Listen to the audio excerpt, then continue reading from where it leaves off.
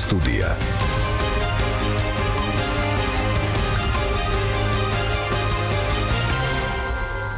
მოგესალმებით პატივცემულო რადიო მსმენელებო, ჟურნალისტი გიორგი ჩოკოშვილი. სამუშაო კვირას ვიწყებთ და ვიწყებთ ჩვენმა მუდმივ მსმენელებმა როგორც იცით, პოლიტიკა, ეკონომიკაზე საუბრით. დღეს მთავარი აქცენტები პოლიტიკური მიმართულებით გაკეთდება, ვინაიდან გესაუბრებით ამერიკის შეერთებული შტატების პრეზიდენტის ინიციატივაზე ისრაელის დედაქალაქად იერუსალიმის გამოცხადების შესახებ.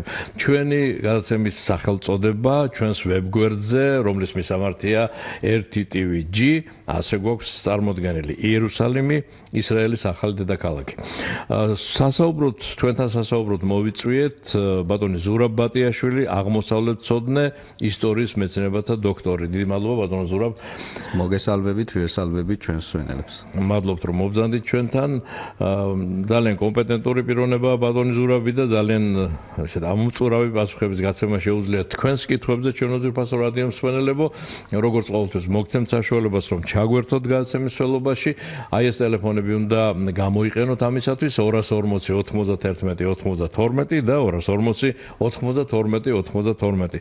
ბატონ ზურაბ, უკვე ჩვენს მსმენელებს ვისაც თვითონ არ აქვს ნანახი ჩვენს ვებგვერდზე დასახელება, მე წარუდგინე თემა. იერუსალიმი, ისრაელის ახალი დედაქალაქი. ასეა ჩვენს ვებგვერდზე.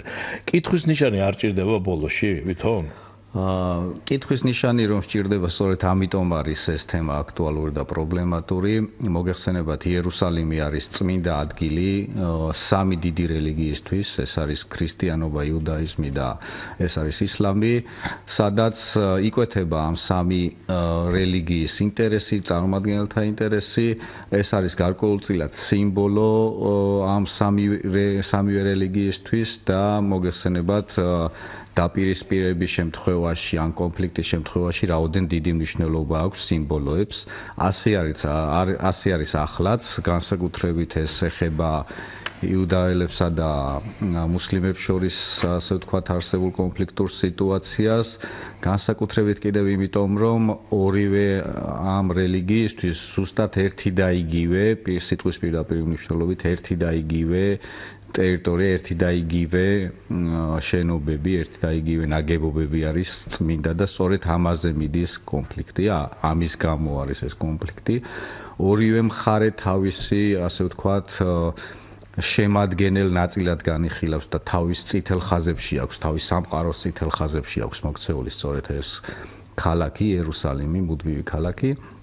სწორედ აქედან გამომდინარეობს ეს პრობლემა, რომელიც დაკავშირებულია ზოგადად ისრაელ არაბებს შორის ურთიერთობებს, განსაკუთრებით კიდევ ეხლა, როდესაც შეერთებულმა შტატებმა მიიღო გადაწყვეტილება იმასთან დაკავშირებით, რომ დედაქალაქი აღიაროს ისრაელის დედაქალაქად აღიაროს იერუსალიმი. ეს გადაწყვეტილება რეალურად კონგრესის მიერ 1995 წელს იყო მიღებული, თუმცა იქვე იყო მითითებული, რომ შეერთებული შტატების პრეზიდენტებს ჰქონდათ უფლება გადაევადებინათ 6 თვეში ერთხელ, ჰქონდათ უფლება გადაევადებინათ მისი შესრულება, ანუ ვეტო დაედოთ აღსრულებისთვის, თუმცა ამჟამად ტრამპმა მიიღო გადაწყვეტილება და აღარ დაადო ვეტო ამ გადაწყვეტილებას, რომელიც კონგრესს მიღებდა.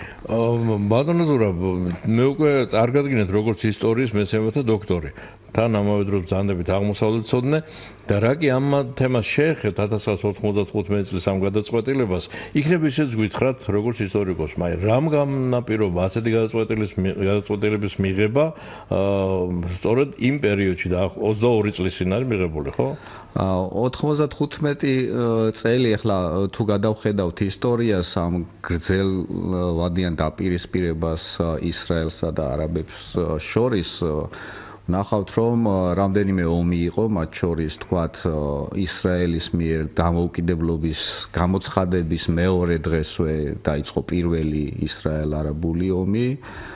შემდეგში კიდევ ორი ომი იყო კიდევ მცირედი კონფლიქტები, რომელშიც ყოველთვის და გრძელდება კიდევ. გრძელდება ეს, რა თქმა უნდა, არ არის განსაზღვრული თქვა. ცხელი ღაზა სექტორი ყველა მის. დღესაც ისრაელს არაბული ქვეყნების უმეტესობა არც აღიარებს სახელმწიფოდ და ხოლოდ თქვათ იმ რეგიონს თუ ავიღებთ, ეგვიპტეს და იორდანიას აქვს დიპლომატიური ურთიერთობა, ესეც დიდი შრომის და შეერთებული შტატების დიდი ჯაფის შედეგად იყო, თქვათ, ეს მიღწეული, ეს აღიარება. დანარჩენები საერთოდ არ აღიარებენ და აქედან გამომდინარე ყოველთვის მოკავშირეების ძებნაში იყო ისრაელი და ამ შემთხვევაში რა თქმა უნდა შეერთებული შტატები ყველაზე ასე ვთქვათ გამოკვეთილი მეგობარია მისი და მოკავშირე არის და ამავე დროს ებრაული საზოგადოებები, ებრაული ლობი ყოველთვის შეერთებულ შტატებში ამ საკითხს აყენებდა და რა თქმა უნდა წარმატებულათაც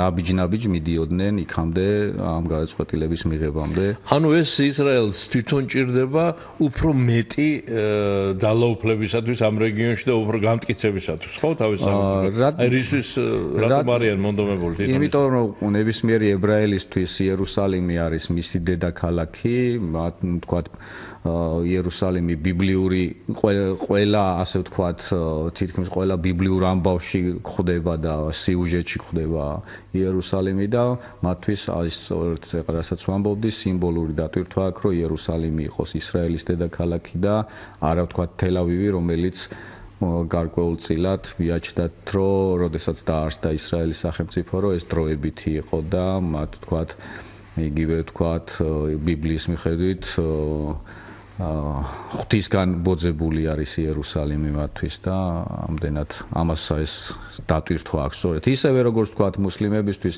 მუსლიმების ისლამის მიხედვით სწორედ იერუსალიმის გავლით ამაღლდა ზეცაში ავიდა მუჰამედი და სწორედ აი მეჩეთი ალ-აქსა რომელიც გულში მდებარეობს იერუსალიმის სწორედ აქედან და აქვე ეს მიჩნეულია რომ ეს მეჩეთი მდებარეობს იმ ძველი სოლომონის ტაძრის ნანგრევებზე, ამიტომ ერთი პერიოდი ესეთი სიტუაციაც კი შეიქმნა, როდესაც მოლაპარაკებებზე მიდიოდა საზღვარი სად უნდა გაევლოთ და ვერ თანხმდებოდნენ ამ კონკრეტულ ტერიტორიაზე, აქ ვერტიკალური სუვერენიტეტის თემაც გაიჟღერა, რომ მიწის ზევით რაც არის ვთქვათ პალესტინელებს, არაბებს დარჩენოდა და მიწის ქვეშ სადაც ეს ნანგრევები არის, ეს ყოფილიყო ისრაელის საკუთრება, ანუ უპრეცედენტო შემთხვევა იქნებოდა მსოფლიო ისტორიაში, თუმცა ეს ვერ შედგა, თუმცა ასეთი საკითხი სერიოზულად განიხილებოდა. ძალიან მნიშვნელოვანი თემებია ეგ, რა თქმა უნდა და აქედან გამომდინარე ისრაელის პოზიცია არ არის გაუგებარი, თუმცა ამ ჭკვიან ხალხს ისიც კარგად ესმის ალბათ რომ დაპირისპირება არაბულ სამყაროს შორის და მუსლიმანურ სამყაროს შორის უფრო მეტად გაიზრდებოდა და ამ განცხადებების და გაიზარდა კიდეც. იგივე ერთ-ერთი ესეთი ყველაზე დიდი და ძლიერი მეზობელი თურქეთი ძალიან ხმაურობს და ერდოღანი ძალიან მწვავე განცხადებებს აკეთებს, რასაც ასევე ისრაელის ხელმძღვანელობა და მისი პირველი პირი ასევე მწვავე განცხადებებით პასუხობს. არის შესაძლებელი რომ განცხადებებს გასცდეს ეს მწვავე ურთიერთობა? ეს არის ალბათ ყველაზე მძიმე კითხვა ჩვენთვის და საინტერესო. პრინციპში განცხადებებს უკვე გაცდა თემა, იმიტომ რომ თუ გადავხედავთ ახლა იქ ადგილზე მიმდინარე პროცესებს, დავინახავთ რომ დღეის მდგომარეობით 4 ადამიანი არის გარდაცვლილი პალესტინის მხარეს, 2 აქედან ჰამასის მებრძოლი და 2 ვთქვათ მშვიდობიანი მოქალაქე, 1500-მდე დაშავებული და დაჭრილი არის. ამავე დროს ხდება ღაზას სექტორიდან, რომელსაც ჰამასი კონტროლებს, რაკეტების გაშვება ისრაელის მიმართულებით. მართალია ჯერჯერობით ერთადერთი ვთქვათ რაკეტა მიაღწია ისრაელის ტერიტორიამ, დანარჩენები ადგილზე აფეთქდა, მაგრამ ეს თვითონ ფაქტი, რომ ჰამასმა გამოაცხადა მესამე ინტიფადა, ანუ აჯანყება ბრაულის მეტყველი არის იგივე ნებისმიერ ახლო აღმოსავლეთის ქვეყანაში დიდი ტალღა გამოიწვია ანტიამერიკული და ანტიდასავლური გამოსვლები არის მთელს ახლო აღმოსავლეთში, ყველა აკრიტიკებს და ყველა ამ წინააღმდეგ გამოდის. რეალურად ჩაიშალა სამშვიდობო პროცესი, რომელიც არც თუ ისე ადვილად მიმდინარეობდა ისედაც და ახლა უკვე ძალიან ძნელია მოლაპარაკებების მაგიდაზე დაბრუნდეს, ვთქვათ, არაბული მხარე, იმიტომ რომ მათ მიაჩნიათ, რომ შეერთებული შტატები, რომელიც აქამდე უფრო ასრულებდა მედიატორის როლს, ახლა უკვე კონფლიქტში ჩათრეულ მხარეთ მიაჩნიათ და ამიტომ შუამავლობა შეერთებული შტატების გარანტორობით რამე შეთანხმების მიღწევა ძალიან ძნელი წარმოსადგენი არის ამ სიტუაციაში. ბატონ ზურაბ, შეერთებული შტატების ერთ-ერთი ყველაზე სერიოზული დასაყრდენი და პარტნიორი ყოველთვის იყო ამ რეგიონში თურქეთი, მაგრამ ჩვენ მოსმენელებმა ძალიან კარგად იციან იმის თაობაზე, რომ თურქეთსა და შტატებს შორის კარგი ხანია ძველი ქართული გამოთქმა რომ გამოვიყენოთ, ჩავმაგატამ გაერბინა, ხო? რა ხდება? ეხლა უფრო მწვავე განცხადებებს აკეთებს ერდოღანი, ისრაელს პირდაპირ ტერორისტული სახელმწიფო უწოდა, ხო? მე როდესაც ამ ურთიერთობების უფრო გამწვავებაზე გეკითხებოდით, თქვენ კი ღაზას სექტორი და იქ არსებული მდგომარეობა ისევ რაკეტების გაშვება, ეგ შეიძლება რაღაც ძველ კონტექსტშიც კი განვიხილოთ, ხო? აი თურქეთი და სხვა სახელმწიფოების ასეთ დამოკიდებულება და არ დაგვაუწყდეს კიდევ, რა თქმა უნდა, ამას ალბათ ცალკე შეგეკითხებით თუ თქვენ ამ კონტექსტში არ ახსენებთ, რუსეთი და თურქეთი ერთად არიან ამ შემთხვევაში. ეს ძალიან სერიოზული ამბები ხდება. თურქეთსა და რუსეთის ურთიერთობას რაც შეეხება, პრეზიდენტი პუტინი ეგვიპტეში მიემგზავრება დღეს, მაგრამ გზად ჩერდება თურქეთში, სწორედ იმიტომ ერთ-ერთი მთავარი საკითხი იერუსალიმის თემა არის და ამ შემთხვევაში თურქეთის და რუსეთის დაახლოება სახეზეა და ამას უკვე ვერავინ ვერ უარყოფს. რაც შეეხება თვითონ თურქეთის ურთიერთობას, თქვათ ისრაელთან, თქვენ მართალი ბრძანეთ, თურქეთი აწლეულობის განმავლობაში ისრაელის ერთ-ერთი ყველაზე ახლო მოკავშირე იყო რეგიონში. სხვანაირად არ შეიძლება ყოფილიყო, იმიტომ რომ შეერთებული შტატები, ასე ვთქვათ, მათი მოკავშირე და მეგობარი იყო და მისი, ასე ვთქვათ, სასიცოცხლო ინტერესებში იყო მათი ერთად ყოფნა. იმდენადაც კი, რომ როდესაც ვთქვათ ისრაელს საჰაერო სივრცე არ ყოფნის იმისთვის, რომ თავისი პილოტები მოამზადოს სამხედრო საჰაერო ძალების თურქეთის ბაზებზე მზადდებოდა. რა თქმა უნდა, ეხლა ეს დრო აღარ არის, მას შემდეგ რაც თურქეთიდან გაგზავნილ, ასე ვთქვათ, ჰუმანიტარულ დახმარებას, რომელსაც ისრაელი ჰუმანიტარულ დახმარებად არ აღიარებდა, გემებით მოხდა თავდასხმა, რამდენიმე თურქეთის მოქალაქე იყო მოკლული და ამის შემდეგ ურთიერთობა ისე დაიძაბა, რომ თითქმის დიპლომატიური ურთიერთობის გაწყვეტამდე მივიდა, ელჩი გააძევეს, ვთქვათ, ანკარიდან და ამავე დროს საკუთარი ელჩი გამოიწვიეს ისრაელიდან. ურთიერთობა დაიყვანეს ძალიან დაბალ დონეზე. შემდეგში კი აღდგა ეს ურთიერთობა, თუმცა ეხლა ისე მიდის ეს საქმე, რომ შეიძლება ისევ მივიდეს თუ ვთქვათ დიპლომატიური ურთიერთობის გაწყვეტამდე არა ძალიან მინიმუმ დონეზე და როდესაც ამ განცხადებას ვიხსენებთ ერდოღანმა ისრაელს ტერორისტული სახელმწიფო უწოდა, უნდა ალბათ ისიც თქვათ, რომ არც ნეთანიაჰუ დარჩა ვალში და პირიქით იქეთ ჩვენ არ უნდა გვასწავლოს ჭკუა ერდოღანმა ეგ ადამიანი და ის პიროვნება არის, რომელსაც უფლება აქვს, რომ ჩვენ ჭკუა გვასწავლოს, როდესაც საკუთარ ტერიტორიაზე, საკუთარ სოფლებს, საკუთარ მოქალაქეებს ესვრისო და ბომბავს ამ ადამიანმა როგორ უნდა გვასწავლოს ტერორიზმი და ტერორისტი როგორ უნდა გვიძახოსო, აი უკვე ასეთი მწვავე ლიდერები პიროვნულად შეეხენ ერთმანეთს. სამწუხაროდ აი ეს ერთ-ერთი ის არის, რაც მოყვა ტრამპის ამ გადაწყვეტილებას, მაგრამ ჯერ კიდევ სამწუხაროდ ბევრი ისეთი აბავი გველოდება წინ, რომელიც არც თუ ისე სასიამოვნო იქნება რეგიონში სტაბილურობისა და ვთქვათ მშვიდობის დამყარების საქმეში. თურქეთის ინტერესი გამომდინარეობს იქიდან, რომ ერთი მუსლიმური სოლიდარობის გრძნობა და მათთვისაც ისეთივე წმინდა არის იერუსალიმი, როგორც ნებისმიერი სხვა, ვთქვათ, მუსლიმისთვის, მაგრამ მეორე მომენტი არის ის, რომ იერუსალიმი, ისევე როგორც ეს რეგიონი, საუკუნეების განმავლობაში ოსმალეთის იმპერიის შემადგენელი ნაწილი იყო და სწორედ ოსმალეთის, ვთქვათ, სულთნების მიერ განსაზღვრული წესები ზოგიერთ, ვთქვათ, აი საკამათო ტაძრებში, ტერიტორიებზე დღესაც მოქმედებს. მაგალითად, თუ ვის რა ადგილი უნდა კონდეს დაკავებული ამა თუ იმ ტაძარში, მათ შორის მაცხოვრის, ვთქვათ, აღდგომის ტაძარში. ეს არის სულთნების ფირმანით დამტკიცებული და თუ დღეს განსაზღვრულია ვისად უნდა იდგეს, ეს სწორედ სულთნის ფირმანით არის. ანუ კავშირები, ასე ვთქვათ, სულიერი ისტორიული თურქეთს ამ რეგიონთან განსაკუთრებული აქვს და ამიტომ არ არის გასაკვირვი ესეთი სენსიტიური დამოკიდებულება. თუმცა მართალი ბრძანდებით იმასთან დაკავშირებით, რომ ეს ლიდერებს შორის ეს ასეთი დამოკიდებულება შემდეგ ქვეყნების ურთიერთობებზეც აისახება და რაც ყველაზე მთავარი არის რეგიონში სტაბილურობას, ასე ვთქვათ, ძირს უთხრის ასეთი დაძაბულობა. კი ბატონო, და რასაკვირველია, როდესაც ამ თემებზე ვსაუბრობთ, ახლა მსმენელი გველოდება და ვიდრე ჩავთავთ მსმენელს, მანამდე რასაკვირველია არის ერთ-ერთი უმნიშვნელოვანესი საკითხი, ბატონო ზურაბ, საქართველოს პოზიცია, საქართველოს დამოკიდებულება, საქართველოს სახელმწიფოს დამოკიდებულება ამ საკითხისადმი როგორი უნდა იყოს, ამაზე ოდნავ მოგვიანებით ისაუბრეთ თქვენ, ახლა ჯერ მსმენელი გველოდება და ჩავთავთ მსმენელი. ალო გისმენთ? გამარჯობა. გამარჯობა თქვენ სტუმარს, ძალიან საინტერესო კითხვა დასვით, მაგრამ თქვენ სტუმარს და არც თქვენ ტრამპის ნაცვლად პასუხს არ გთხოვთ, მაგრამ ეგებ ამიხსნათ სუპერ სახელმწიფოს ლიდერი, როდესაც რაღაც გადაწყვეტილებას იღებს. არ უნდა მიზეთ შედეგობრივ კავშირზე, არ უნდა ფიქრობდეს, რა თულღის ტრამპს მთელი მუსლიმური სახელმწიფოს გადამტერება.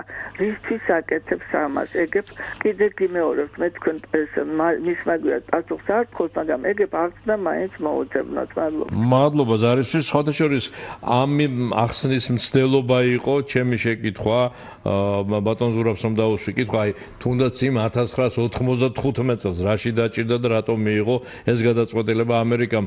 რასაკვირველია, უფრო სიღრმეებში უნდა ვეძებოთ, ხო ბატონო ზურაბ? ვიდრე უპასუხებთ ამ ქალბატონს და ვიდრე საქართველოს პოზიციაში შევეხებით, კიდევ გველოდება მსმენელი მისი კითხვას მოვისმინოთ. ალო გისმენთ? მოგესალმებით. გამარჯობა. ბატონო ზურაბ, ისმენთ ყურადღებით და ერთადერთი აზრს მოგახსენებთ. ჩემის აზრით, როგორც მე მგონია, თავიდა ის დრო, როცა ჩვენ გაშლილი დროშებით შევდიოდით იერუსალიმში სამწუხაროდ და აღარ ვართ ძლიერი სახელმწიფო, თუნდაც ისეთი ძერჟავა რო ვიყოთ, როგორც არის რუსეთი, კარგი იქნებოდა. მაშინ სხვანაირად ამოგვეღებოდა ხმა, მაგრამ ეხლა ჩვენს აზრს სამწუხაროდ დიდ მნიშვნელობას აღარ ანიჭებენ. თუმცა ერთ-ერთი ჩვენ უნდა ვიყოთ ჩუმად და დაველოდოთ მოვლენების განვითარებას და ერთ-ერთი უპრიანი და ისეთი მომენტი იქნებოდა ჩვენთვის კარგი, რომ იყოს ირანის შაჰი ისეთივე რადიკალური შაჰი, როგორც იყო ამასინელი აჰმად შაჰ ნეჯადი, რომელიც აი ამ ხანებში ვეღარ მოიწმენდა, რა თქმა უნდა და პირდაპირ დასხებდა ასე ვთქვათ ისრაელს, ვინაიდან ძალიან კარგად ვიცით, რომ ისინი მათთვის მინდურებად თვლიან და თუნდაც სპორტულ შეჯიბრზე ოლიმპიური მეტალის დასაწყო დაუდგეს, არ გამოუცხადდება ის საჭიდაოდ ისრაელ მოჭიდავეს. გასაგებია. დიახ.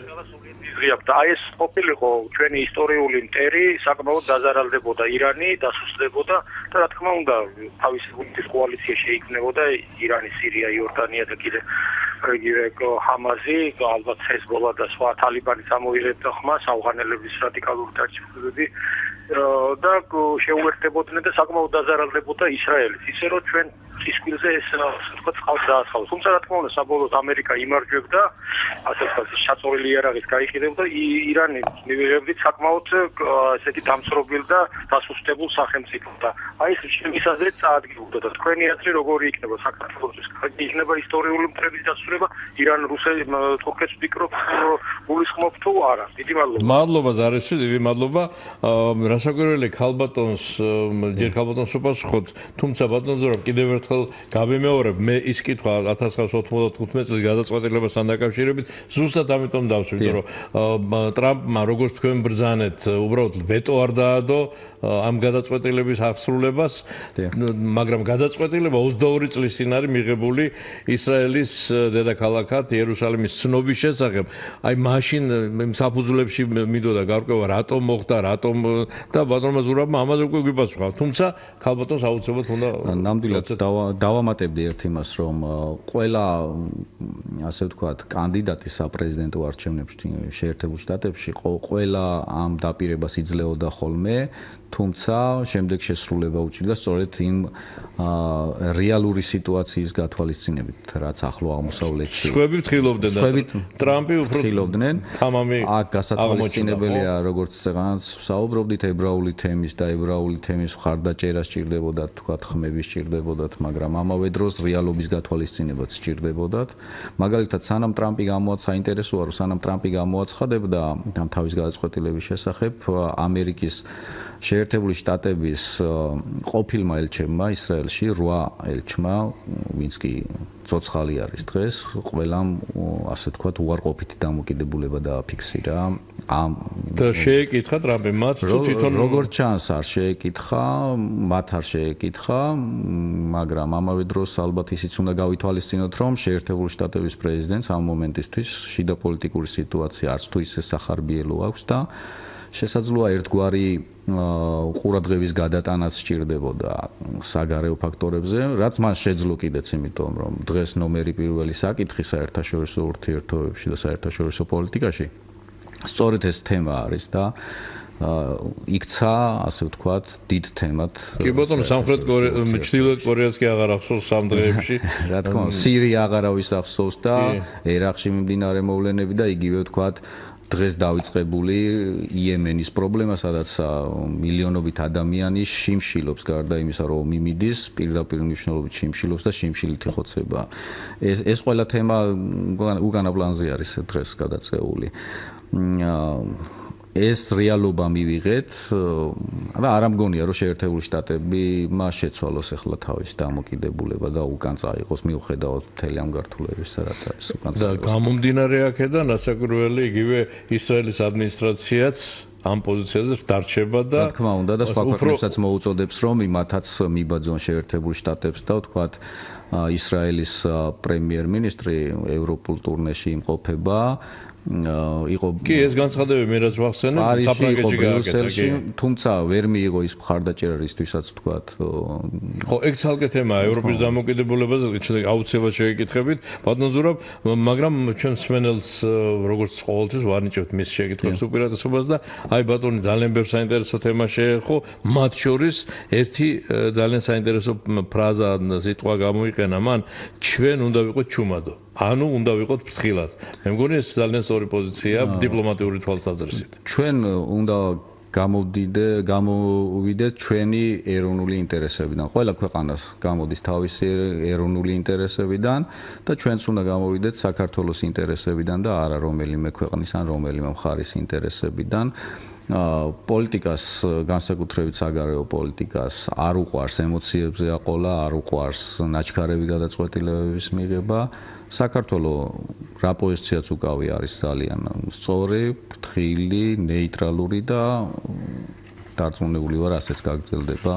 ჩვენ მეგობრები ვართ ებრაელები, ებრაელი ხალხის, ებრაელი ერის პატივს ვცემთ, ამდენი საუკუნე ერთად ცხოვრობდით, თუმცა ამავე დროს მეგობრები ვართ არაბების და არაბული ქვეყნებთანაც შესანიშნავი ურთიერთობები გვაქვს. რა კი იქ თემა ახსენეთ, ბატონო, თქვენის ნებართვით სულ ერთი წინადადება, წავიკითხავ საქართველოს საგარეო საქმეთა სამინისტროს განცხადების წინა კვირაში, რამდენიმე დღის წინ გაკეთდა ეს განცხადება ჩვენს უფასო რადიოს მსმენელებო, საქართველოს საგარეო სამინისტრო თვალს ადევნებს მოვლენების განვითარებას და ისრაელის დედაქალაქად იერუსალიმის აღიარების საკითხთან დაკავშირებით პარტნიორებთან კონსულტაციებს აწარმოებს.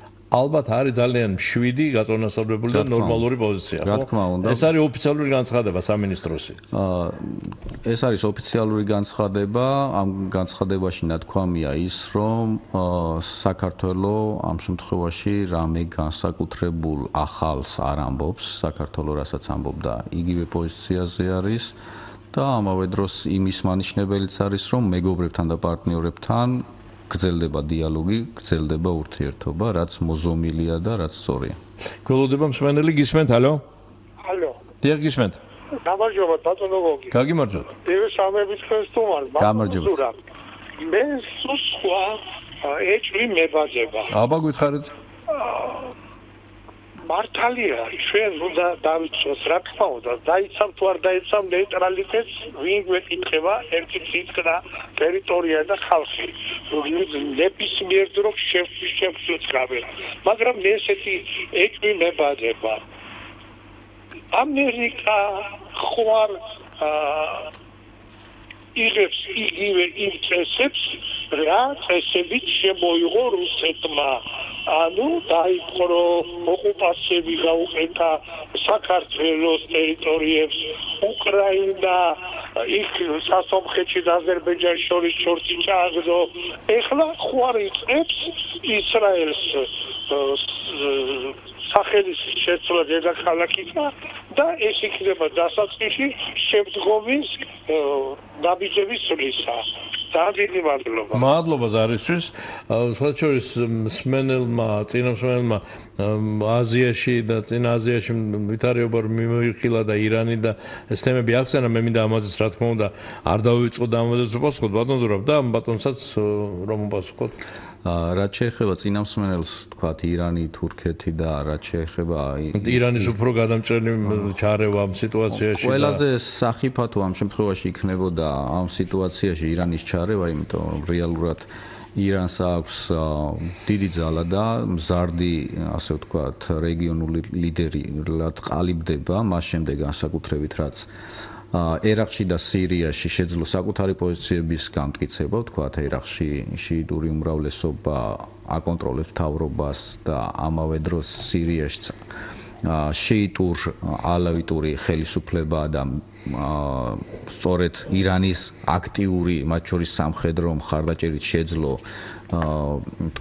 რუსებთან ერთად ასადმა სიტუაციის შემოტრიალება, თუ აქამდე ირანი ისრაელზე გასვლას ცდილობდა შემოვლითი გზებით, დღეს ეს შემოვლითი გზა აღარ სჭირდება და ხმელეთით პირდაპირ შეუძლია ერაყის და სირიის გავლით მიაღწიოს, თქვათ, ლიბანამდე, სადაც თავის პოზიციები აქვს ჰეზბოლას სახით და ამავე დროს მიაღწიოს ისრაელამდეც, ანუ თუმცა ეს იქნება ძალიან მტკივნეული და არის ისრაელისთვის, თქვათ, თუ გავიხსენებთ ამ ბოლო დაბომბვებს დამასკოს გარეუბანში სწორედ ის ადგილები დაიბომბა, სადაც ირანელების, თქვათ, ლოჯისტიკური მომარაგების ცენტრები იყო.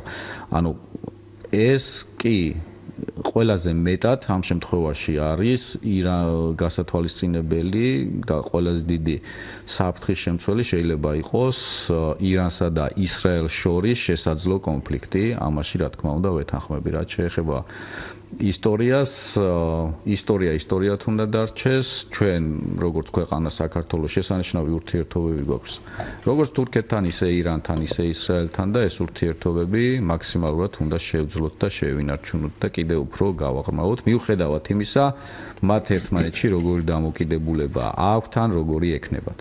ვიდრე მომდევნო კითხვას უპასუხეთ, ბატონ ზურაბ, მე უნდა შევახსენო ჩვენს რადიო მსმენელებს, ანუ უბრალოდ მათ საყურადღებოდ გამოვაცხადო, ვინც გვიან შემოგვიერთდა, რომ აღმოსავლეთმცოდნე ისტორიის მეცნიერებათა დოქტორი ბატონი ზურაბ ბატიაშვილია ჩვენი სტუდიის სტუმარი და გესაუბრებით ისრაელის დედაქალაქად იერუსალიმის გამოცხადების საკითხზე. ამ საკითხთან დაკავშირებულ სხვადასხვა საინტერესო ნიუანსებს მიმოიხილავს ბატონი ზურაბი და ბუნებრივია თქვენს კითხვებს პასუხობს. ახლა მეორე კითხვა. კი, რასაკვირველია, გისმენთ. და რაც შეეხება შეხსენებასთან დაკავშირებით, მე მინდა ისიც შევახსენო მაპატეთ ბატონ ზურაბ, ჩვენს მსმენელებს, რომ ჩვენ ვართ ახლა ღია ეთერში, ჩვენ უძრფასო რადიო მსმენელებო, მაგრამ გადაცემა იწერება და ნებისმიერ დროს შეგიძლიათ მისი განმეორებით მოსმენა, თუ კი რა თქმა უნდა გექნებათ ამისი სურვილი. შედით ჩვენს ვებგვერდზე, რომლის მისამართია ერთიანი TVG, ერთი TVG, ერთი TV.G და ღია სტუდია შეგიძლიათ განმეორებით მოისმინო და ნახოთ კიდეც. ახლა გისმენთ ბატონ ზურაბ. რაც შეეხება მეორე მსმენელის კითხვას, რომელიც ეხებოდა, ვთქვათ, ეჭვებთან დაკავშირებით, პირდაპირ, რა თქმა უნდა, შეერთებული შტატები ადგილზე სამხედრო ყოფნა არ აქვს ისრაელში, ასე ვთქვათ, და არ არის წარმოდგენილი, შესაბამისად, ვერავით არ, ასე ვთქვათ, ტერიტორიების დაკავებაზე აქ ვერ იქნება საუბარი. და საქართველოსთან მიმართებაში სუვერენიტეტთან დაკავშირებით საქართველო მართალია მცირე ქვეყანა არის, მაგრამ სუვერენული ქვეყანა არის, ჩვენი სამშობლო არის და საქართველო დამოუკიდებლად იღებს გადაწყვეტილებებს და სხვა ქვეყნის თუ სხვა ქვეყნების კარნახის გარეშე აწარმოებს თავის საგარეო პოლიტიკას და ასე არის, ასე იქნება მომავალშიც დარწმუნებული ვარ. და როცა ასეთ გრძნობიარე თემებზეა საუბარი, ამ თემაზე ქვეყნის პოზიცია თუნდაც ისეთი მცირე მოცულობით ქვეყნის როგორც საქართველოა, მისი პოზიცია, მისი განცხადება თვითონ ამ ქვეყნისთვის იქნება ძალიან მნიშვნელოვანი, თუ არა ზოგადად საერთო პოლიტიკისთვის. ასე რომ მართლა მნიშვნელოვანია ყოველგვარი ირონიების გარეშე, რასაც ჩვენი მსმენელი ვისრაში ჭირდება ჩვენი აზრიო და რაღაც ამას რომ ამბობდა, არ არის ეს სწორი პოზიცია, პირიქით ძალიან მნიშვნელოვანია ნებისმიერი განცხადება ასეთი პატარა ქვეყნისაც კი. რა თქმა უნდა, ჩვენ არ უნდა ვიქცეთ არც ერთი პროცესის კატალიზატორად და მით უმეტეს არც სამიზნედ და ვთქვათ ემოციური დამოკიდებულება ან ემოციური ქმედებები თავის თავში ატარებს იმ პოტენციალს, რომ როდესღაც შეიძლება სამიზნეშიც იყო ამოღებული. ამჯერად დღეის მდგომარეობით სამიზნეში ამოღებული არის ისრაელი და შეერთებული შტატები. შეიძლება პირდაპირ საფრთხე ემუქრებოდეს ამ ქვეყნებს გარკვეული ტერორისტული, ვთქვათ, დაჯგუფებების მხრიდან, მაგრამ მხოლოდ როგორც ქვეყანას არა, მათ დიპლომატიურ წარმომადგენლობებს, განსაკუთრებით ამ რეგიონში, მათ სამხედრო დანაყოფებს, რა თქმა უნდა, ეს საფრთხე ემუქრება და საფრთხე ემუქრება, მოდით პირდაპირ ვთქვათ, ამ ქვეყნის მოქალაქეებსაც. ვთქვათ, აი ეს გართულებები მაგალითად გუშინ იყო თავდასხმა ერთ-ერთ პოლიციელზე ისრაელში, რომელიც დღეს მძიმე მდგომარეობაში არის და გადარჩება თუ არა დღესაც არ იციან. ანუ ეს გადაწყვეტილება პირდაპირ აი ამდენი საფრთხეების კასკადი გამოიწვია. კი ბატონო, ბატონ ზურაბ, ერთი ასეთი რა მინდა ვთქვა, არ ვიცი შეკითხვა ნაკლებად არის, უფრო მოსაზრება, რასაც ალბათ შეიძლება ბევრმა გაიზიაროს კიდეს. ისრაელის დამოკიდებულება ამ საკითხისადმი და ხელისუფლების დამოკიდებულება შესაძლოა იმით არის განპირობებული, რომ მართლაც აი თქვენ რამდენიმე ომი გადაიტანა, ხო, ამ ახლად შექმნილმა სახელმწიფომ, აღდგენილმა თუნდაც ახლად აღდგენილმა სახელმწიფომ, რამდენიმე მძიმე ომი გადაიტანა, მუდმივ დაძაბულ და საომარ ვითარებაშია მეზობლებთან, არაბულ სამყაროსთან და შესაძლოა ერთგვარი მათ მიაჩნიათ, რომ თავის დაზღვევაც კია, თუ დედაქალაქი იქნება იერუსალიმი, რომ იგივე ეს წმინდა ადგილები ხელშეუხებელი შეიძლება დარჩეს, დედაქალაქი შეიძლება გადარჩეს საჭირო, უпростоრად შესაძლო საომარი მდგომარეობის დროს, თუ კიდევ რაღაც დარტყმები იქნება, თუ კიდევ შეუტევს და უფრო მძლავრად შეუტევს არაბული სამყარო, მათ შორის ირანის ვახსენეთ, ხო? ამ შემთხვევაში შეიძლება მათ მიაჩნიათ, გონიათ, რომ მეტი გარანტიები ექნებათ იერუსალიმი თუ იქნება დედაქალაქი, რომ ამ წმინდა ადგილებს არ შეეხება არავინ. შესაძლებელია ესეთი განცდა ქონდეს. მოვატეთ მსმენელი ჩავთოთ და შემდეგ უპასუხოთ. დიახ, გისმენთ, ჰალო? ბატონო, გამარჯობა, ჯემალდოვო. გაგიმარჯვოთ, ბატონო ჯემალ, გისმენთ. ბატონო. პური ჩამოს სამართალმა და ისრაელს უნდა დაუბრუნდეს თავისი დედაქალაქი, ეს ოცნება დიდი ებრაელი ერის, ხო და ყველა წყალი ნაცვლურზე, გზანაგზურზეო, ქართული გამოთქმაა და ყველა თავის ტერიტორიები უნდა დაებრუნოს და ჩვენც უნდა აებრუნოთ ქართულმა ჩვენი ტერიტორია. ესაა ჩემი პოზიცია. გაუმარჯოს დიდი ისრაელს. მადლობა ზარიშვილს, ბატონო ჯემალ. რა ვიცი, როდისმე მე და თქვენ შევხვდებით თუ არა ერთმანეთს სოჭში, პლაჟზე, ქართულ ტერიტორიაზე, მაგრამ ეს თქვენი ოცნება და თქვენი პოზიცია გასაგებია, რა თქმა უნდა. რა თქმა უნდა, გასაგებია ემოციური დამოკიდებულება განსაკუთრებით ებრაული თემის, მაგრამ ისევ და ისევ უნდა გამოვიდეთ ჩვენი ქვეყნის ინტერესებიდან და არა ემოციური დამოკიდებულებით და ნებისმიერი ცვლილება განსაკუთრებით ახლო აღმოსავლეთში აღიქმება ძალიან მტკივნეულად და არის პრობლემატური. ეს გვანახა კიდეც ამ გადაწყვეტილებამ, რომ ადამიანების სიცოცხლე ეწირება უკვე ამას და სამწუხაროდ ვერც და მაიმედებელ ვერანაირ პროგნოზს ვერ გავაკეთებთ ამ თემასთან დაკავშირებით და აი ესეთი ვთქვათ სრულად გასაგებია ერთი მხარის და მეორე მხარის პოზიციაც, თუმცა უნდა ვთქვათ, წეგან რაც თქვით ის გავიმეოროთ, რომ ორივე თემს თავისად მიაჩნიათ, თავისი სამყაროს შემადგენელ ნაწილად მიაჩნიათ, თავის წითელ ხაზებში აქვს მოქცეული. სხვათა შორის მოლაპარაკებებიც რაც კი დღემდე წარმოებულა ისრაელსა და პალესტინელებს შორის შეთანხმდნენ იმაზე, რომ ვერ შეთანხმდნენ იერუსალიმის თემაზე. ანუ ღიად არის ეს თემა დატოვებული და ღიად დატოვებულ თემაში, ასე ვთქვათ, ფიგურების გადანაცვლებას აღიქვავს არაბული მხარე, როგორც ვთქვათ, წართმევის მცდელობას და ცალმხრივ მოქმედებას. იდეაში იერუსალიმი შეიძლება ამ შემთხვევაში თუ მოხდა ქალაქის გაყოფა და ვიცით რომ 67 წლის მდგომარეობით გაყოფილი იყო სანამ თქვათ აღმოსავლეთ ნაწილის ისიც იყო დასავლეთ და აღმოსავლეთ და დღესაც იურიდიულად აღმოსავლეთ და დასავლეთი იერუსალიმში გაყოფილია შესაძლებელია დასავლეთი იერუსალიმი თეორიაში იქცეს ისრაელის დედაქალაქად, ოღონდ იმ შემთხვევაში თუ მოხდება ამ თემებს შორის შეთანხმება და უკვე მშვიდობიანად იქნება გადაწყვეტილი ვთქვათ აღმოსავლეთ იერუსალიმი თუ გახდება პალესტინის დედაქალაქი და დასავლეთ იერუსალიმი ისრაელის დედაქალაქი, ეს ისევ მხარეებმა უნდა გადაწყვიტონ და არა მესამე მხარემ ალბათ და არა მით უმეტეს ჩვენ. მესამე და დიდი მხარის განცხადება ამ თემაზე ალბათ არ გულისხმობს ამ გაყოფას, ბატონო ზურაბ, სავარაუდოდ.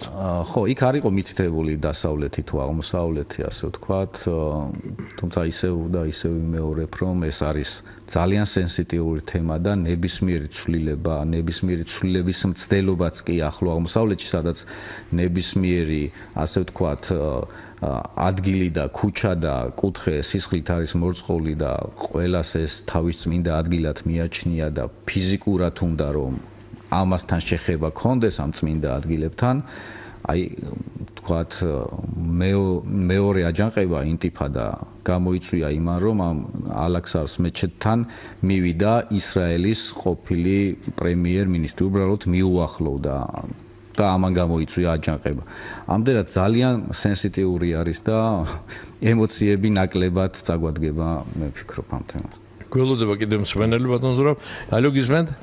მოგესალმებით დადო გოგი, მოგესალმებით თქვენ სტუმარს და აი მოვისმინე ინფორმაცია რომ შეიქმნა ტრიუმვირატი ირანი, თურქეთი და რუსეთი და ეს პარალელი გაავლეს რომ ეს იყო ომის წინა პერიოდში ასეთი შეიქმნა და რა უპირისპირდება ტრიუმვირატს თქვა დღევანდელ რეალობაში და რამდენად არის თქვა გლობალური ომის საფრთხე. მადლობა ზარის.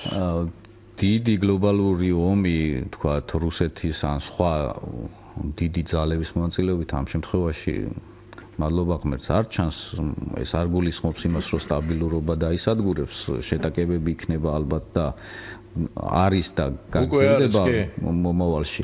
უფრო სახიფათო მგონია, რომ გარკვეული ტერორისტული ჯგუფები თუ ინდივიდები შემდგომში სამიზნეებს როგორ ამოიღებენ და როგორ დაიწყებენ მოქმედებას. დღეს მაინც ემოციების დონეზე არის დღეს რაც ხდება და დაუგეგმავი და არაორგანიზებული ხასიათი აქვს. მე უფრო ვშიშობ, რომ შემდგომში, როდესაც დადგება, ასე ვთქვათ, უფრო მოფიქრების და უფრო, ასე ვთქვათ, სამიზნეების ამოღების პერიოდი, მაშინ რა საფრთხეების წინაშე შეიძლება აღმოჩნდეს კაცობრიობა. იგივე ვთქვათ, ხამასის გარდა გამოაცხადა ვთქვათ ხამასმა ინტიფადა, მაგრამ ალ-ქაიდამ და ვთქვათ იგივე დაეშმა მოუწოდა პირდაპირ თავის მომხრეებს, რომ დაიწყეთ ტერორისტული აქტების განხორციელება. და ბატონ ზურაბ, ის რაც მე ვიკითხებ თქვი, რომ შეიძლება უფრო თავის დაზღვევის მიზნით უნდათ ისრაელის მოქალაქეებს და მთავრობას რამდენად შესაძლოა თავის დაზღვევაც იყოს ერთ-ერთი თვითგადარჩენისთვის ერთ-ერთი მოტივი, მაგრამ მთავარი მოტივი არის ის, რომ ებრაელებს მიაჩნიათ, რომ იერუსალიმი ღვთისგან ბოძებულია მათთვის დედაქალაქად და ეს ანუ თქვათ იგივე ისევ გრძნობებს უკავშირდება და ისევ თავის თვითმყოფადობას, თავის ასე ვთქვათ იდენტობასთან არის დაკავშირებული, მაგრამ კიდევ ერთხელ ვიმეორებ, რომ იგივე ქრისტიანებისთვისაც, სადაც ყველა თითქმის ახალი აღქმის თითქმის ყველა მოქმედება იქ ხდებოდა, იქ ეწამა მაცხოვარი და წმინდა არის ჩვენთვისაც, იგივე ამ მოტივებით ჯვაროსნული ომები იყო შუა საუკუნეებში და ქრისტიანებსაც ბისთვისაც მნიშვნელოვანი იყო, მათ შორის ქართველებისთვისაც და სწორედ ქართველების მიზეზი იმისა, რომ იქ ჩვენ მონასტრებს ვაგებდით და გარკვეული უფლებების მოპოვებისთვის ვიბრძოდით და ქონდა უფლებები და ვიბრძოდით, როცა არ ქონდა, სწორედ აქედან გამომდინარეობს, რომ ეს წმინდა ადგილი არის ჩვენთვისაც ისევე როგორც სხვებისთვის. კი ბატონო, და ფაქტობრივად ბევრიჯერ არ გითხოვთ, მოკლედ ორი სიტყვით კი შევახეთ, მაგრამ აი ევროპის დამოკიდებულება, ევროპის პოზიცია, რა თქმა უნდა, არის ძალიან მნიშვნელოვანი და ახლა ამჟამად რა ხდება, როგორ პოზიციას იკავებს ევროპა. ევროპისთვის უფრო სენსიტიური არის, ამერიკა უფრო შორს არის, შეერთებული შტატები უფრო შორს არის, ევროპას კარგად ახსოვს, ძალიან კარგად ახსოვს აი ეს კრიზისი, რაც გამოიწვია სირიაში მიმდინარე მოვლენებმა და იქიდან მიგრანტთა ტალღის დაძვრამ, დაახლოებით 1 მილიონი მიგრანტი შევიდა და ნახეთ რა მოვლენები გამოიწვია, რა თითქმის კატაკლიზმებამდე მივიდა ზოგიერთ ქვეყანაში სიტუაცია. ეს რომ აღმოსავლეთში, ახლო აღმოსავლეთში მშვიდობა უნდა იყოს ყველაზე კარგად ესმის ახლო მდებარე რეგიონებში მცხოვრებებს და მათ შორის ევროპაში. ამიტომ ევროპის პოზიცია იყო სენსიტიური, ძალიან ასე ვთქვათ, თავშეკავებული, მოზომილი, მშვიდობისკენ მოწოდება, დიალოგისკენ მოწოდება, პირდაპირ განაცხადეს, რომ არ ეთანხმებიან ტრამპის ამ გადაწყვეტილებას, მათ შორის ეს განაცხადეს გაეროს უშიშროების საბჭოს სხდომაზე, სადაც თითქმის ყველა გამომსვლელმა დაგმო შეერთებული შტატების ეს პოზიცია.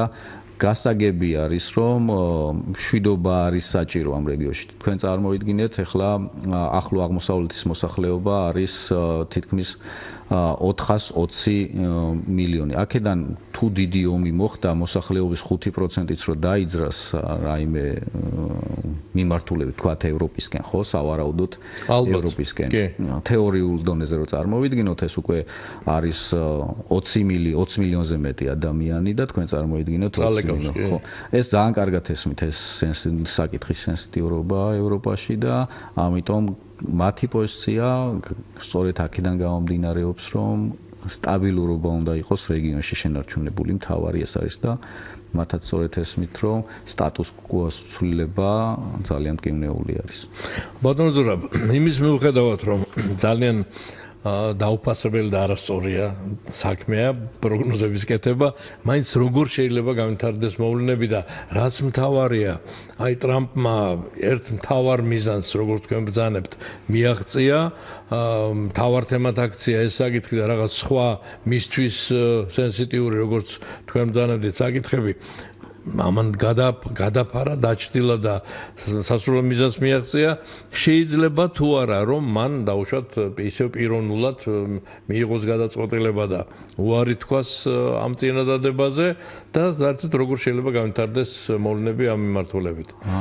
ტრამპი არაორდინარული ადამიანია და პოლიტიკოსია. ტრამპის პროგნოზირება რა თქმა უნდა ძნელია. ძალიან ძნელია მისი პროგნოზირება, მაგრამ ვფიქრობ, რომ რუბიკონი გადალახულია და ძალიან ძნელი იქნება ახლა ამ გადაწყვეტილების შემოტრიალება. კი იყო იქ მცდელობები სახელმწიფო დეპარტამენტის მიერ გაკეთებულ განცხადებაში, რომ ეს არ ნიშნავს ისრაელის საზღვრების გადახედვას, ახალი საზღვრების აღიარებას და ასე შემდეგ. თუმცა ერთი ნათელი არის, რომ გადაწყვეტილება მიღებული იქნა, ეს არ ნიშნავს, რომ ხვალზე საელჩო გადავა იქ, იმიტომ რომ საელჩოს გადასვლას მინიმუმ შენობა მაინც სჭირდება და არც შენობა არის თქვათ და არც სხვა ასე ვთქვათ საშუალებები იქ საელჩოს ამ წუთას გადატანისთვის. თუმცა ეს გადაწყვეტილება მიღებულია და ამას ვეღარ შემოატრიალებენ. პრესტიჟის საქმეც არის, რომ მიღებული გადაწყვეტილება უკან აღარ შემოატრიალოს. თუმცა ფასი არის ეს არასტაბილური სიტუაცია. ალბათ დიდი ხნით გადაიწევს უკან სამშვიდობო მოლაპარაკებების თემა. ალბათ რამოდენიმე წლით მინიმუმ მაინც. სავარაუდოდ იქნება ესეთი შეტაკებები, რასაც ვხედავთ, იქნება მცდელობები ისრაელის მიმართულებით რაკეტების გაშვების, თავდასხმების, წეგან ვისაუბრეთ შესაძლო საფრთხეები, რაც შეიძლება შეერთებული შტატების ან ისრაელის სახელმწიფოს, მათ მოქალაქეებს, დიპლომატიურ თუ სამხედრო წარმომადგენლობებს შეიძლება შეექმნათ, მაგალითად ეგვიპტეში ეგვიპტეში უკვე მოქალაქეებს აფრთხილებენ, რომ არ მოხვდნენ მასობრივ თავშეყრის ადგილებში ამერიკელები და ასე შემდეგ. ანუ ამას მოყვება სავარაუდოდ არც თუ ისე სასიამოვნო მოვლენები. ბატონო ზურაბ, ისიც დაუშვათ, რომ საბოლოო გადაწყვეტილება დარჩა ასეთი და ისრაელმა აი პროცედურულად რა უნდა გააკეთოს, აცი კნესეტის ვერდიქტი ჭირდება ამას თუ აი პროცედურულად როგორ უნდა ამას რა დრო დაჭირდება ეს რო გითხრათ. ისრაელს ამ შემთხვევაში პროცედურულად აღარაფერი არ სჭირდება. ისრაელი დიდი ხნის განმავლობაში მსოფლიოს ქვეყნებს თხოვდა, რომ საელჩოები იერუსალიმში გაიხსნათ ან გადაეტანათ, თქვა თელ-ავივიდან. დამატებითი პროცედურები არ სჭირდება, რასაც თქვა ეხლა ისრაელი სავარაუდოდ შეეცდება და აკეთებს კიდეც უკვე ბოლოს გასული ინფორმაციები არის ეს, რომ დანარჩენ ქვეყნებსაც თხოვს, რომ საელჩოები გადაიტანონ თელ-ავივიდან მიბაძონ შეერთებულ შტატებს და საელჩოები გადაიტანონ თელ-ავივიდან იერუსალიმში. ეს რა თქმა უნდა ადვილი პროცედურები არ იქნება და ამ თემის სენსიტიურობიდან გამომდინარე, დღეს შეერთებული შტატები გარკვეულწილად დიპლომატიურ იზოლაციაშიც არის ამ თემასთან დაკავშირებით აღმოჩენილი. თუმცა შეიძლება გამოჩნდეს ერთეული ქვეყნები, რომლებიც ალბათ სავარაუდოდ პატარა ქვეყნები, რომლებიც ამერიკის შეერთებული შტატების მოკავშირეები არიან და შეიძლება მიბაძონ. თუმცა ეს იქნება ალბათ ერთეული შემთხვევები, მაგალითად ეხლა იყო ბოლოს ინფორმაცია, რომ ჩეხეთმა დასავლეთი იერუსალიმი აღიარა ისრაელის დედაქალაქად. ესეთი ცალკეული შემთხვევები ალბათ იქნება ამერიკის შეერთებული შტატების მოკავშირეებისგან, დიდი რაოდენობით არ ამგონი. და როდესაც ისრაელი თხოვდა სხვადასხვა სახელმწიფოებს, რომ საელჩოები გახსენეთ ან გადაიტანეთ, რომელიმე შეასრულა ეს გადაიტანა, არის ასეთი ფაქტები? არ შეუსრულები არც ეს და პირველი არის ტრამპი, რომელმაც ეს გააკეთა და ამან გამოიწვია სწორედ ეს პრეცედენტი შეიქმნა. და რასაკვირველი, აქაც ჩვენ უნდა ვიყოთ ერთ-ერთი ბოლო ალბათ, ხო?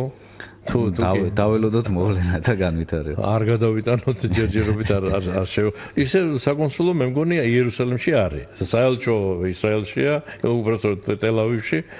საკონსულოს გადამწყვეტი მნიშვნელობა არ აქვს. წარმომადგენლობა თავარი არის საელჩო სადგაქვს და საელჩო არის მთავარი დამოუკიდებელი. საკონსულო შეიძლება რამდენიმე ქალაქში იყოს. საკონსულო შეიძლება. კარგი, დრო ამოგვეწურა, ბატონო ზურაბ, ძალიან მნიშვნელოვანი და საინტერესო საკითხები, ძალიან საინტერესო შეეხეთ ნამდვილად და ამისთვის დიდი მადლობა მინდა მოგახსენოთ. მადლობა თქვენ. შევახსენებ ჩვენს რადიო მსმენელებს, რომ აღმოსავლეთმცოდნე, ისტორიის მეცნიერებათა დოქტორი, დიპლომატიურ კორპუსში წლების განმავლობაში გამოცდილების მქონე ბატონი ზურაბ ბატიაშვილი იყო ჩვენი სტუდიის სტუმარი და ბატონ ზურაბ თქვენთან ერთად უკვე ჩვენს მსმენელებს მინდა უთხრა მადლობა, მათი ჩართვა ძალიან საინტერესო იყო, ასევე მსმენელები ძალიან საინტერესო თემებს შეეხენ. ყველას დიდი მადლობა, ვინც დაგვირეკა და ვინც ვერ დაგვირეკა, მაგრამ გვისმინა. ასევე ამ ადამიანებსაც ყველას დიდი მადლობა ჩვენს რადიო მსმენელებს. ნათი არველაძე, ლელა ვაშაკიძე, ინგა გურგენაძე და გიორგი ჩოკოშვილი მუშაობდით გადაცემაზე. ჩვენ ღია სტუდიაში შევხვდებით უკვე ხვალ. ასე რომ ხვალამდე გემშვიდობებით.